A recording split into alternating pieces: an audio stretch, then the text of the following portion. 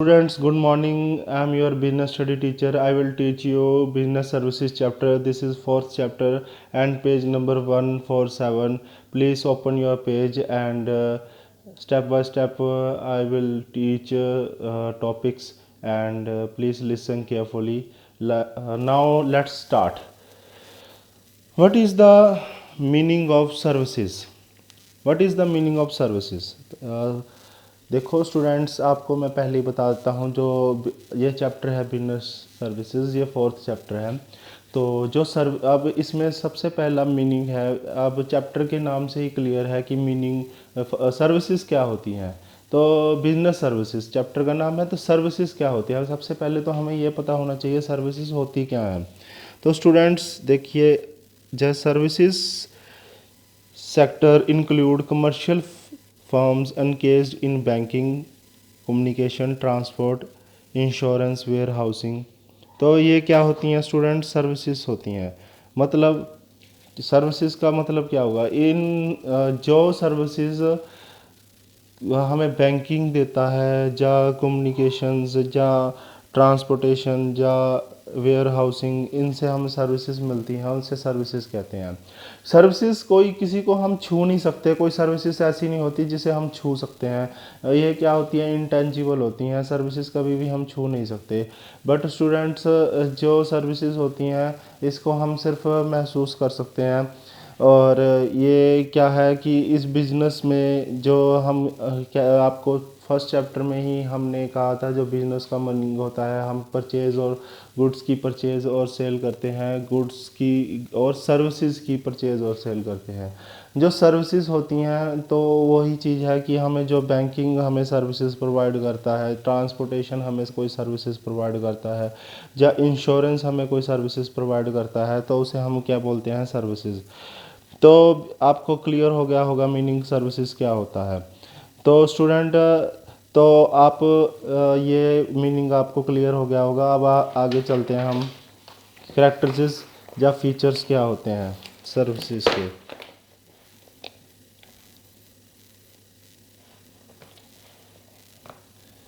तो स्टूडेंट्स ध्यान से देखिए, सर्विसेज के कैरेक्टरिस्टिक्स और फीचर्स क्या होते हैं। देखो स्टूडेंट्स, सबसे पहला बेसिक फीचर है इंटेंजिबल।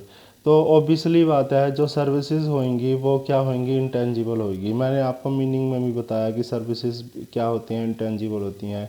आप देख रहे होगे, services are intangible, these can not be seen और टच्ड।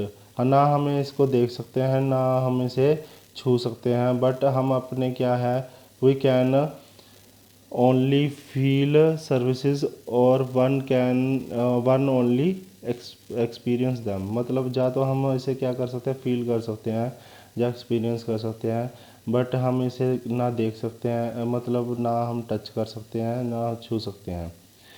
तो सर्विसेज यही चीज़ है कि हम इसे ये होती हैं, इंटेंजिबल होती हैं। तो नेक्स्ट पॉइंट आ जाता है लैक ऑफ इनकन्सिस्टेंसी। इनकन्सिस्टेंसी क्या है? Services have to be performed each time according to the demand and expectation of each customer.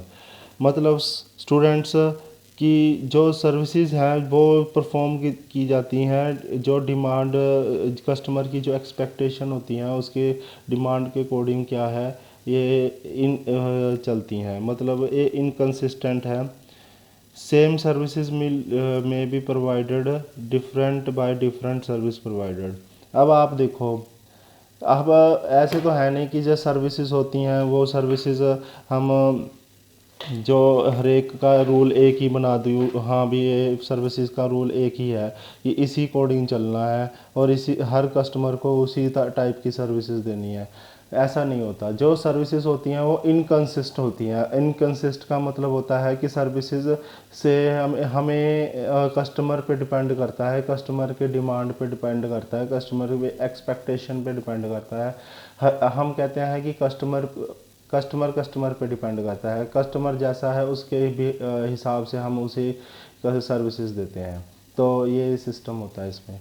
तो आपको क्लियर हो गया होगा ये पॉइंट। तो नेक्स्ट पॉइंट आ जाता है थर्ड, इन्वेंट्री। इन्वेंट्री क्या होती है? इन्वेंट्री का मतलब हम क्या बोलते हैं इन्वेंट्री, जैसे हम इन्वेंट्री को हम स्टॉक बोल सकते हैं। The main feature of services are consumed at the same time when they are provided, so they are no need to maintain inventory or stock of services। हम देखो जो गुड्स होती हैं, गुड्स को हमें संभाल के रखना पड़ता है, स्टोर करके रखना पड़ता है। तो हम गुड्स को स्टोर करके रखेंगे तो हमें बहुत सारी स्पेस चाहिए, पर सर्विसेज को हमें कोई संभाल के रखने की ज़रूरत नहीं है, इसके लिए हमें कोई भी स्पेस नहीं चाहिए। तो ये इसे बोलते हैं इन्वेंट्री। तो नॉन ट्रांसफरेबिलिटी और इनसेपरेबिलिटी, कहते हैं नॉन ट्रांसफरेबिलिटी और inseparability, this service can not be separate from the provided of service. मतलब ये कोई सर्विसेज जो है सेपरेट नहीं होती जो सर्विस दे रहा होता है। These are produced and consumed at the same place only. मतलब जो सर्विसेज दे रहा है उससे वो अलग नहीं होती, वो उसके अंदर ही होती है। ठीक है, फॉर एग्ज़ाम्पल देखो, अगर हम मेडिकल सर्विसेज में डॉक्टर जो होते हैं, डॉक्टर के अंदर जो नॉलेज है जो वो उसके अंदर ही रहेगी, मतलब वो कोई भी सेपरेट नहीं होती है, इनसेपरेटेबिलिटी होती है। क्लियर है ना? इसको ट्रांसफ़र नहीं कर सकते हम अपनी सर्विसेज, मतलब सर्विसेज हम दे सकते हैं बट मतलब उसके अंदर होती है, इसके अलग कोई सिस्टम नहीं होता इसका। फिफ्थ पॉइंट क्या है? कस्टमर पार्टिसिपेशन और involvement. The services the experience services the participant customer is essential. जैसे for example telephone company provided telephone services use this services, customer has to make और रिसीव द कॉल। देखो students, अब जो इसमें क्या होता है, कस्टमर पार्टिसिपेट इन्वॉल्वमेंट होनी ज़रूरी है। क्यों? अगर एक तो होता है सर्विस देने वाला, एक होता है सर्विस रिसीव करने वाला। जो अगर सर्विस हम जिसको दे रहे हैं, जिसको हम दे रहे हैं, जो अगर वो सामने वाला पर्सन उसको रिसीव ही नहीं करेगा तो फिर हमारी सर्विस देने का कोई फ़ायदा नहीं। इसलिए इसमें कस्टमर इन्वॉल्वमेंट होनी बहुत ज़रूरी है। तो आई होप आपको सबको ये क्लियर हो गया होगा टॉपिक। तो स्टूडेंट्स ये भी देख लीजिए आप, डिफरेंस क्या है गुड्स और सर्विसेज के। जो सर्विसेज होती है वो इनटेंजिबल होती है, जो गुड्स होती है वो टेंजिबल होती है, ये ऑब्वियसली बात है। सर्विसेज के लिए कोई भी स्टॉक हमें मेंटेन करने की ज़रूरत नहीं, उसके लिए हमें स्टॉक मेंटेन करना पड़ता है। सर्विसेज थर्ड पॉइंट है, कांट भी सेपरेट के मतलब प्रोवाइडर से सेपरेट नहीं होती, वो सेपरेट होती हैं। ठीक है, इसमें क्या होता है, स्टैंडर्ड मेंटेन और क्वालिटी डिफ़िकल्ट होती है मेंटेन करना। तो क्योंकि उसमें क्या होता है, स्टैंडर्डाइज्ड होती हैं।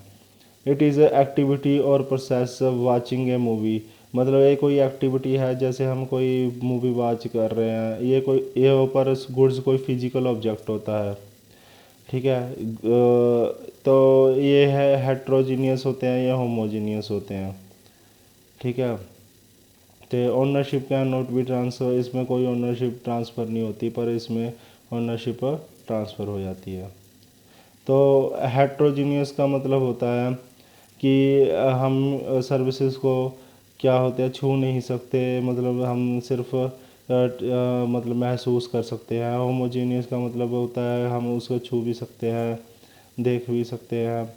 तो ये मतलब जो होमोजीनियस होती हैं जी, इसमें कस्टमर को जैसी गुड्स बनाई होती हैं वो उसी हिसाब से मिलती है। पर हेट्रोजीनियस का मतलब होता है कि हमें गुड्स मतलब गुड्स तो होती नहीं, सर्विसेज जो हमें डिपेंड करता है कस्टमर टू कस्टमर कि किस हिसाब से कस्टमर को उसकी सर्विसेज चाहिए, उस हिसाब से हम चेंज करते हैं।